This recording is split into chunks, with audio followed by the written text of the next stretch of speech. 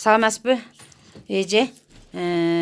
Бүгүнкү күндө ушу Элет көйгөй коомдук бирикмесине аркылуу мына бул коомдук бирикме Элет менен өкмөттүн ортосундагы көпүрөбүз. Ушу көпүрө болуп турган кезибизде сиздин өзүңүздүн ичиңизде чыккан көйгөйүңүз болсо айтып кетсеңиз. Саламатчылык. Өзүңүздү тааныштырып өтсөңүз. Талас районунун Бакайата районундагы Бакайата районунун Кызыл Сай айылында жашайм. 35 жыл мугалим болуп иштедим. Азыр пенсиядан өзүм 75-ке келип калдым. Мына ушул кезде бала чакаларыбыздын балдарынын айылдын көйгөй абдан неме болуп атат. Жакшы болбой жатат. Бала бакчабыз биздин алыс. Ортосу 7 километрбы, ушундай ортосу. Күнүгө аны машина жалдап алып барабыз. Ар кимге машиналарга акча төлөшөт балдар 200 сомдон күнүнө. Ушуну эгерде неме болсо ушуну талап кылат элек. Айыл өкмөттөрүнө кайрылып жакыныраак айылдын ичинен балдар бакчасын куруп берсе бизге. Мектеп дагы алыс. Ушу жок дегенде биздин 4-класска чейинки балдарга ушу да бир мектеп салып койсо да жакшы болот эле айылга. Мугалимдер Кудайга шүгүр жаш келиндер балдар бар иштей турган. Алар да тээ ушу алысыраак жерге барып иштеп келишет. Андан көрө ушу 4 жылдык мектеп салып берүүсүн талап кылат элек. Айтып эле келатабыз, бирок уккан киши жок ушул сөздөрүбүздү. Мына азыр ушундай немелерди байланыш көпүрөнү уюштуруп аткан мына кыздарыбызга чоң рахмат. Ушулардын абдан сүйүнүп атабыз, баарыбыз угуп алып, баарыбыз айтып, мен да айтам деген айылда баары эл көп.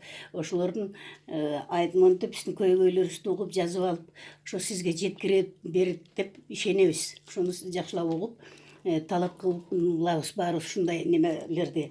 Жакшы жашоодо жашаганды, мынакей мисалы үчүн мугалим болуп иштедик 35 жыл, ар кандай наандарды алдык. Ошонун эч кандай пайдасы жок экен биздин алган пенсиябызга. 7,5 миң сомдун пенсия зорго алабыз. Мен өзүмдүн 7 балам бар. 4 кыз 3 бала. 21 неберем бар. Кыздар го эми өздөрүнчө неме балдарымдын баарын ушу тегерегимде баары тең жаш элмет, иштешпейт, балдарын пособие ала албайбыз. Эмне десе эле машинаң бар, анан тигиниң бар, мунуң бар дешет экен. Ушундай көйгөйлөр көп. Анан дагы бир абдан чоң мен жүрөгүмдө үйгөн бир маселе бар. Мен неме балдарды төрөйт экенбиз, эне багат экенбиз, чоңойтот экенбиз. Анан ар кимисин окууга жиберет экенбиз. Ал жакта мына жаш балдар, студенттер болуп жүрүп, ар кандай кырсык учурап калат экен. Ошонун ичинен бир балам окуп жүрүп 4-курста университеттен ушу балдар менен жүрүшүп туура эмес неме болуп сот жолун немеге кесилип кетишти. Анан бирок ошойдон окуусун да калып калды. Анан аман эсен чыгып келгенден кийин окуусун бүтүрдүк, сырттан окутуп. Анан бирок мен 7 балалуу болгондон кийин баатыр эне болушум керек.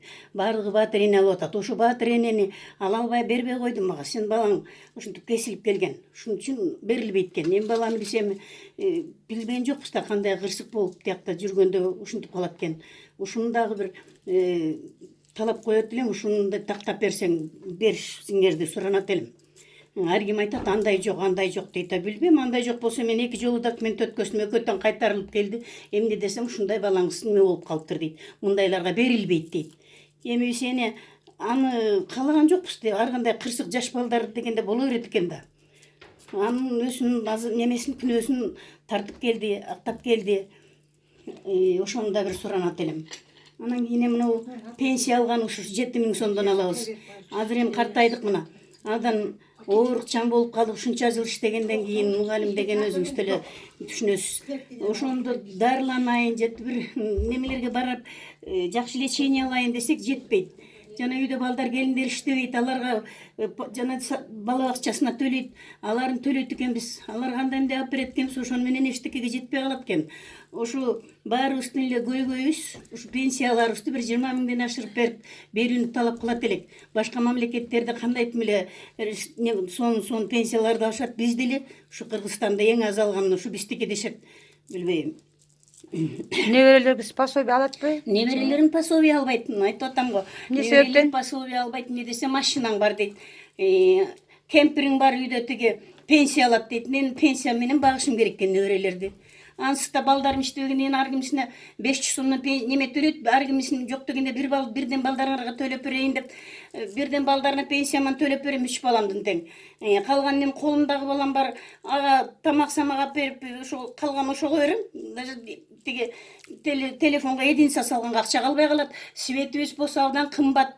Анын кесе отур 700 человек деп неме кылып коюшту, чек коюп. Андан ашык жаксак эле болду деп 3000ден ашып кетет светибиз. Аны төлөш керек. Ошондой көйгөйлөр абдан көп. Ушулардын баарын бир чечип, өзүбүздү осотуп эле ГЭСтер укмуш иштейт Кыргызстандын баардык байлыктарыбыз толтура. Ошонун баары каяка кетип атат, жана телевизордон айтышат, кээ бир немелер абдан сонундарда айтат, өзүбүздүн байлыгыбыз өзүбүзгө жетет болчу кенен деп. Анан билбейсем, сен элет айылында эмне кыларды билбей эле отурчу элек, мына ушундай бир кыздар неме болуп чыгып, жакшы немелерди азыр агитация ушундай бизге түшүндүрүү иштерин жүргүзүп, көп неме жүрөгүбүздү ачып атышат. Эми ылайым ушулардын иштери ийгиликтүү болуп, ушул биздин айткан армандарыбыздын баарын кабыл алып, ушу кыздар аркылуу